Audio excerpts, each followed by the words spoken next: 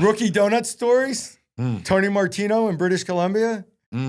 Yeah. Guys gave him a hard time for like weeks. Like he would not go get the donuts. Wouldn't get. You guys want donut? I'm bringing you donuts. I'll bring them tomorrow.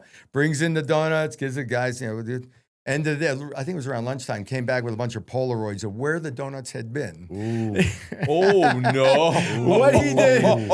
How he wore the donuts? What? After they ate him? Oh yeah. And so what? He's still alive? Tony, he's still alive? He had a little bit of a career. Yeah. Tony didn't put Did up Tony ever bring donuts around anymore? No one asked Tony to bring the donuts anymore. No one asked Tony for anything. Yeah. Flutie versus Stegall.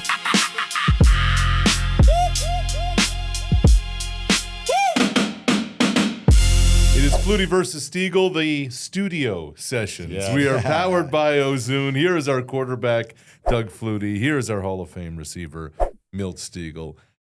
Combined, nearly 4 decades of professional football experience. 21 over here. What were we thinking? 17 there. I got the limp to prove it. I got the walker out and the cane. And we were hobbling around the golf course. Yeah. And so often, like you think about teammates over the years and the remember wins and all the stories that come.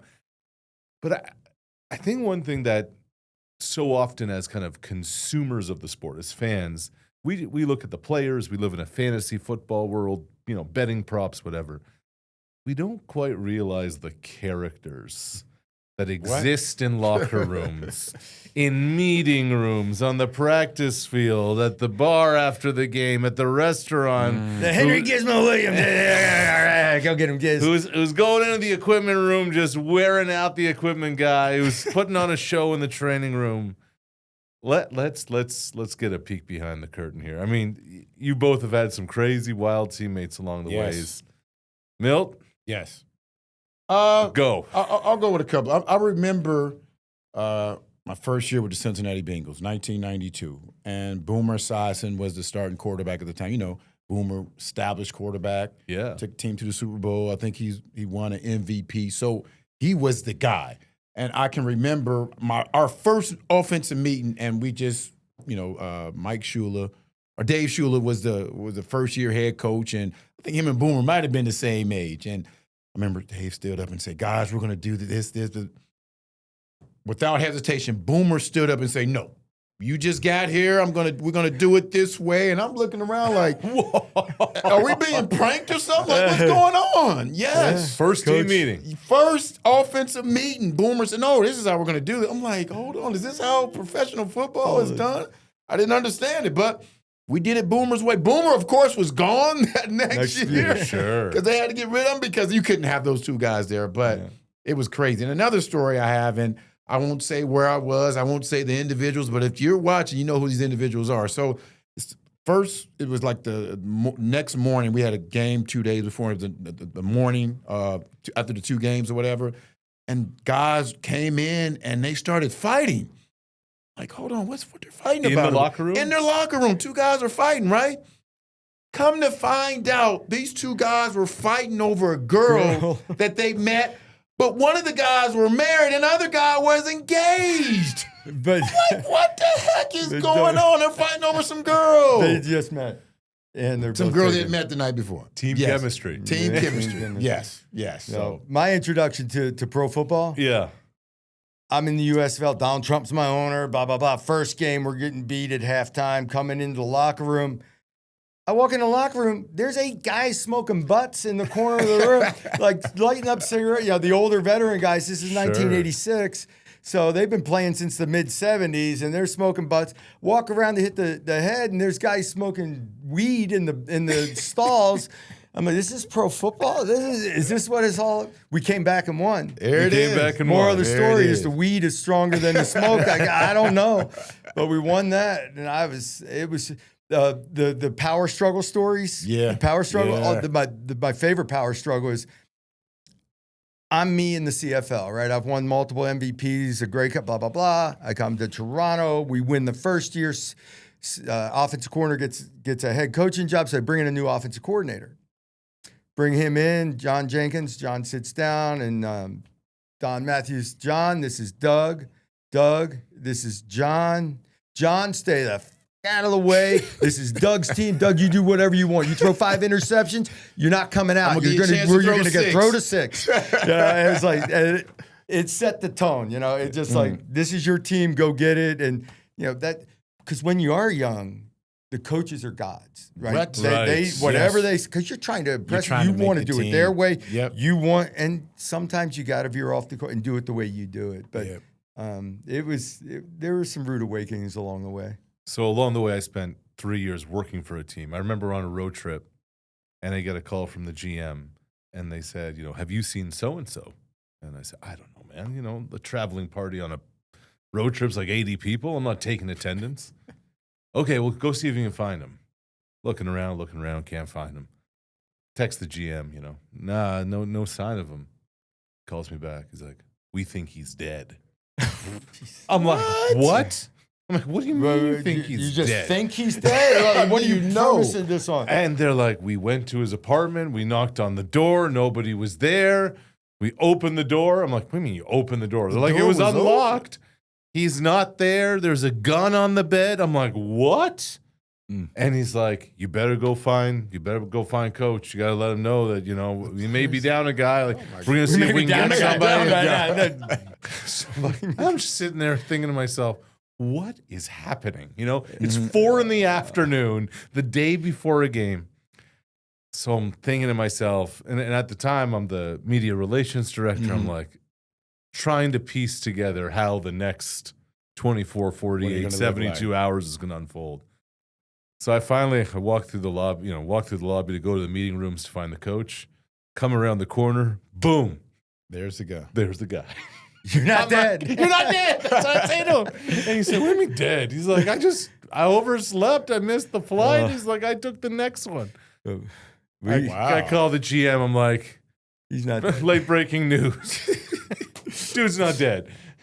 Just ran into him in the lobby. Wow. Yeah. Unbelievable. Yeah. We were getting ready for a playoff game, CFL. I'm trying to draw a comparison without saying who, but the game to go to the Grey Cup. Yeah. We can't find our the AFC or NFC championship our two game. starting middle linebackers. Middle of the day on game day, we got like a 7:00 kick that night, whatever. Nowhere to be found. They're passed out drunk in the hotel still. They were drinking all night and partying all night and slept through meetings, and somebody had to go wake them up out of the hotel room, bring them to hey, we got a game today. We got to go play. And first team I played for in the CFL, we had a middle linebacker that was just a stud, NFL caliber guy, just ridiculous. And he'd disappear for like 6 days, 7 days at a time, miss a game, whatever. But the coach loved him so much, when he showed up, he played. Dennis Rodman, huh? Sometimes it just they show up, you play. But you talk about fights, you talk about things that happen. There's some conflicts in locker rooms. Yes. And we say all that, and you get on the field, and it all goes away. There it is. You get on the field, there it is. Guys, you're a family. I always grew up where we all were dependent on each other for our livelihoods and loved each other like family. And never understood a lot of things that were said publicly otherwise. Because, you look at the expression on guys' face, guys in guys' arms, guys lifting each other. Shoot, I drained a putt yesterday, and he's lifting me up in his arm. And we're victory, it just, you play as teammates and family, and it all goes away. You step on that field, it all goes away. Your family on that field. But outside of that, it's difficult. It's difficult because there have been times where players hated each other. Yeah. Hated each other. Never talked. But once they got on that field, they worked well together because they were all trying to achieve the same goal, and that's winning. So how does that work? How can you not stand one another for, 10, 12 hours a day, 6 days a week, and then just kind of flip a switch? How does that happen? Because it's a business, and you understand what's best for business. And what's best for business is winning. When you're winning, everyone's happy. Yeah. No one's going to get cut. Everyone's going to get paid. Everything is good to go as long as you're winning. So we'll handle what we need to handle off the field. When we get in the locker room, I won't deal with you. When we're on that field, we're communicating. It's not personal. It's all about business. It's all about what's best for the bottom line. And what's best for the bottom line is us winning. So we'll put our personal stuff to the side. We'll handle that later. But when we get on that field, you're my best friend, you're my wife, you're my brother, you whatever I need for you to do for us to win that game. You were with The Rock for a little while in Calgary. Oh, geez. And he wasn't. He was Dwayne Johnson. He wasn't Right. The Rock. I wasn't with The Rock. I was with Dwayne Johnson. He was the pebble. So he played at University of Miami. He came up to Calgary in training camp. He lasted a few weeks, whatever, and wound up getting released. He says it was the best thing that ever happened to him in his life because he was friendly with the Hart brothers and got into wrestling right away and made more money than all of us combined, right? So I'm walking in the locker room, and we have a TV in the weight room. That's the only reason I would go in the weight room was just watch TV. I don't push. I'm 120 pounds. So I go in, and my brother Darren's playing at the time. The preseason, the game was on, right? Yeah. I walk in, the D linemen are all hanging out watching wrestling. Like, what the? Turn that shit off. What the hell you got? Get that shit. Put the game on. And they turned the station, put the game on because I was me. Right. At the time, I had clout, right? So come to find out, fast forward a few years later, The Rock is doing an interview and they go, friend or foe? And they list the guy's name. This is Doug Flutie. And he's like, foe. Oh. And I'm like, what I do to you? What I do to you? He's like, he was dissing my boys in the weight room and making me turn to stairs. Couldn't watch my wrestling. God. And I'm like, that was him? that was him. But, he and I laugh about it, later that, it was just a shtick he was doing. Right. I didn't, who knew he would be doing The Rock Johnson? He was Dwayne Johnson. Go get me some donuts for tomorrow morning. Rookie. So when a rookie, like what? Oh my God. Yeah. Rookie donut stories. Tony Martino in British Columbia. Yeah. Guys gave him a hard time for like weeks. Like he would not go get the donuts. Wouldn't get. You guys want donuts? I'm bringing you donuts. I'll bring them tomorrow. Brings in the donuts. Gives the guys. End of the day, I think it was around lunchtime, came back with a bunch of Polaroids of where the donuts had been. Oh, no. What he did, how he wore the donuts. What? After they ate him. Oh, yeah. And so what? He's still alive? Tony, he's still alive? He had a little bit of a career. Yeah. Tony didn't put Did up Tony ever bring donuts around anymore? No one asked Tony to bring the donuts anymore. No one asked Tony for anything. No, he had his own shower and everything after that. I'll bring you donuts. You want some donuts? What are some of so we hear about characters all the time, right? Yep. What makes a character on a football team, man? They're the leader when it comes to pranks. And sometimes the pranks go overboard, but you're going to get some good pranks out of them. Stuff like I remember one guy, a veteran guy, he would always, a couple of rookies would come in and he would freeze their equipment. So when they came in to practice in the morning doing training camp, their equipment was frozen. Sometimes the equipment guy didn't even know this was going on. So just pranks like that. There would be other things where... What's the line? What's the line? There is no line. There is no line. There is no line. I hated pranksters. There is no line. That stuff, right? So on everyone's birthday, they would tie you to the goalpost. Yeah. And they would come over and tape you to the goalpost, whatever, upside down. And I knew it was coming. So this stuff annoys the hell out of me. So what I did was I put on sweats, loose-fitting sweats, and I intentionally separated my body a little bit from the goalpost. So they tie you, tape you, whatever, to the goalposts. And as they walk away and leave me there, I just slid right out of my sweatpants, slid right out the bottom, and I was out. There is no line, though. Something I remember, and I won't say where I was, but it was a team that was very cold. So at the last practice of the season, and it was really cold, they would make the rookies put on their cleats, put on their spats, and all they would have on was their jock strap, and they had to run a couple of laps around the field. I remember one time it was like -5, -10 degrees. There is no line. As long as there's no death involved, That's the benchmark. that's pretty much it. Is he dead? No. That's pretty much it. Didn't matter if it was a road trip or a practice. But there were a couple of times where they pranked the wrong guys. Then what happened? It got ugly. There was Oh, a serious. I remember there was a serious beatdown one time. Yeah. And you know what a beatdown is, right? There was a serious beatdown. So what happened? What led to? I don't know the prank. I wasn't there when the prank happened, but I saw the beatdown. It had to be pretty bad, and I never found out what the prank was, but the beatdown was bad. It was pretty bad. Yeah. Yeah, I was always a serious guy, and that stuff annoyed me so much. When you were talking about cold weather and stuff, I just remember it's an arbitrary story, but John Stevens was our Rookie of the Year tailback in New England, and it was cold on the sideline, and we were in Philadelphia. It was so cold. It was one of those cold days, and he puts his foot up by the heater, and no one's paying attention. He leans against his whole foot's on fire. Oh, no. On the sideline. And so then, like, the whole shoe's like in flames, and we douse it with water. Now it's like -4. Now He's it's got frozen. wet, and now the shoe's frozen, and he's playing, and we're playing again. Anyway, that was just something that came to mind when you said it was freezing. Not to mention the -85 wind chill games in Calgary and the cold weather game where we had to turn the heater. They had an extended halftime because it snowed during the game, and they had to plow the field. So to save the propane, they shut down the heaters. We go in the locker room, they plow the field. We come out, they couldn't get the heaters to go back on. It was so cold that the propane thickened up, and we can go through the heaters. Oh, man. And now -85 wind chill, -40-ish. That's the whole cold. second. Yeah, it's cold. You can just see the athleticism. We watched the film. Yeah, like you couldn't move by the end of the game. You couldn't feel the ball in your head. It was from the teams you played with starting in the USFL. And we talk about how the family atmosphere is sometimes there, but most of the time it's not. How many of those guys would you say that you stay in contact with now? Exactly. Maybe 1 to 2 guys per team tops. That's it. Wow. That's it. Yeah, you're so dependent on each other. Your family, you live together. And guy gets traded, goes somebody else. You might see him at a game and say hi. That's it. But you're off and running here, and I'm 20 years out of my career now, and there's some guys, Tim DeWhite in San Diego, Dave Sapunjas from Calgary, Pinball up in Toronto.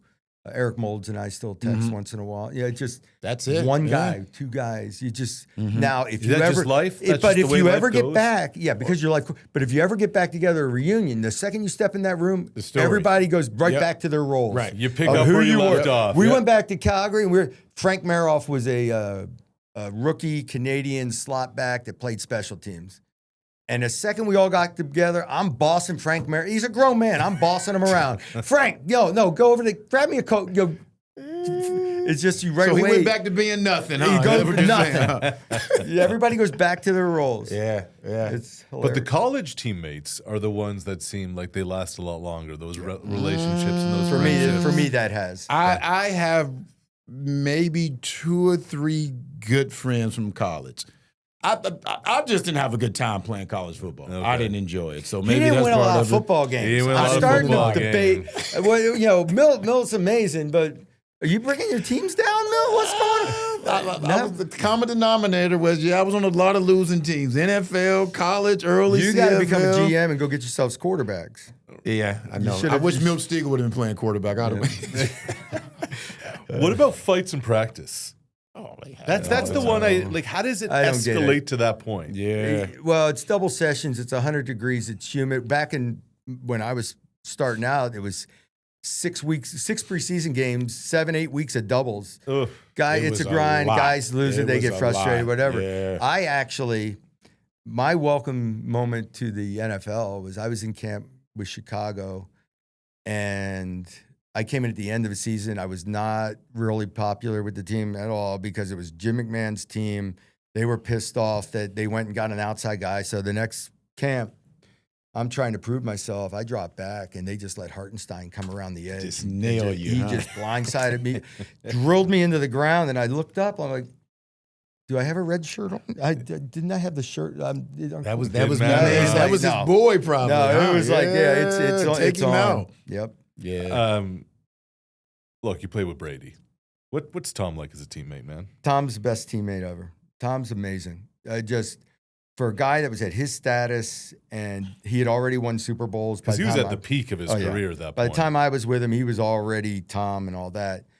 The thing I always say about Tom was he made everybody in the locker room feel like they were the reason we win.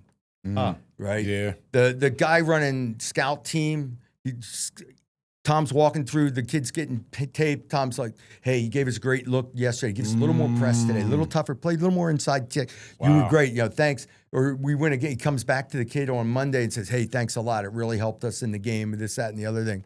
My one moment with Tom that way was it Thursday after practice? We're putting 2-minute stuff together. And I gave him, or I'm looking at an idea down by the red zone, and the safety wasn't getting wide enough in a 2 Tampa coverage or whatever. I go, they can't run that down there. We'll get the guy in the corner, blah, blah, blah. So Tom being Tom, game's going on, 2-minute drill just before the half, goes down the field, bang, bang, bang, around 13, 15-yard line. He goes to the play he wants, looks at safety, bang, into the corner, and touchdown. Tom turns, comes straight to the sideline to me, and is like, hey, that's your touchdown. Thanks a lot. That's your, I'm like, bullshit. He knew what he was doing he's Tom Brady for crying. But Tom did that. Tom had a knack for making everybody feel like they're part of it. He worked his tail off. I mean, Tom worked harder and longer than anybody and watched more film and everything else. But he's impressive in every aspect. Yeah, nothing happens by accident. No. Studio Sessions, Flutie versus Stegall here, powered by Ozune. We will see you next time for the next one. Flutie versus Stegall.